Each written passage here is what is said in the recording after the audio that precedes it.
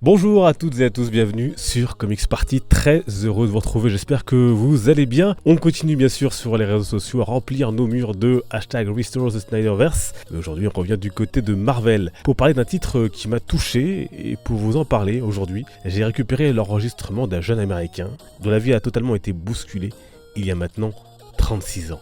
Écoutez.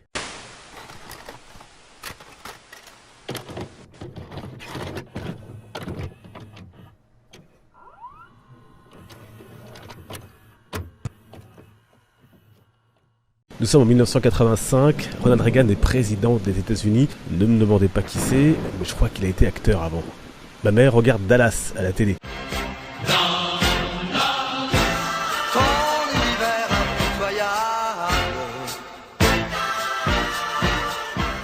Elle adore JR, le grand méchant de la série. Peut-être qu'elle aurait aimé un mari comme lui. La NES de Nintendo cartonne chez nous.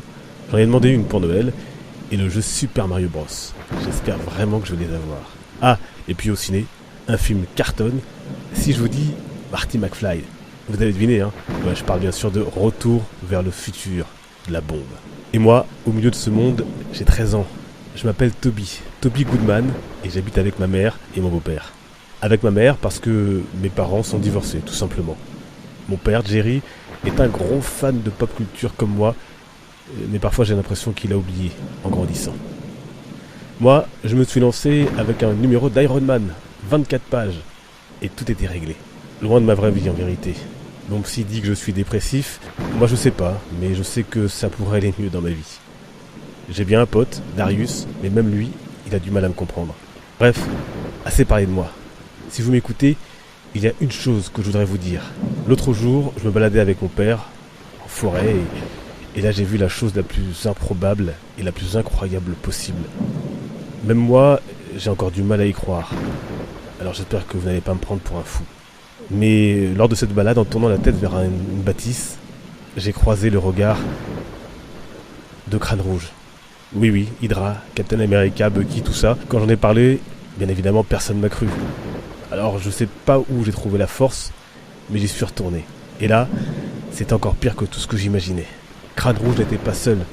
J'ai vu d'autres méchants, et notamment le Docteur Fatalis. Il n'y a pas pire comme vilain. Demandez aux 4 Fantastiques. Mais là, le problème, Fatalis, les Richards, c'est des personnages de comics. Ils n'existent pas. Enfin, c'est ce que je croyais jusqu'à aujourd'hui. C'est à ce moment-là que j'ai compris que ma famille, mes amis, ma ville, et sans doute le monde entier, faisaient face au pire danger de son histoire. Il faut absolument que j'arrive à convaincre mon père de ce qui nous menace. Je sais, c'est parfois un loser, mais c'est mon père. C'est mon héros. Enfin, j'imagine. Je le répète, je sais, ce sont des personnages de bande dessinée, mais je les ai vus. Ils sont bien là, prêts à frapper et à nous anéantir. Et vous savez ce que je me dis? Si eux ont pu passer de notre monde, je dois pouvoir trouver le moyen de faire venir les super-héros Marvel dans notre réalité. Les Avengers, les X-Men, on aura besoin de tout le monde pour y arriver. Et vous joindrez-vous à moi? Prendrez-vous part au combat?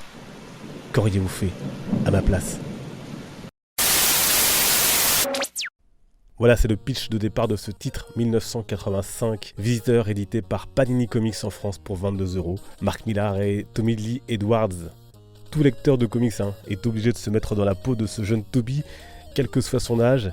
Le titre interroge notre rapport au héros, à cette culture, et immédiatement et irrésistiblement nous attire dans son histoire. Le titre explore aussi des questions plus profondes, comme celle des liens familiaux, plus précisément du divorce, de la transformation des liens père-fils et de la vision du père. Le récit est bien sûr aussi plein de références à l'univers Marvel, notamment par le biais du comic shop où Toby achète ses comics. Alors il faut être honnête, si tout n'est pas parfaitement maîtrisé, notamment avant l'acte final, Millar propose ici un récit riche et généreux qui parlera au cœur de tout fan de comics.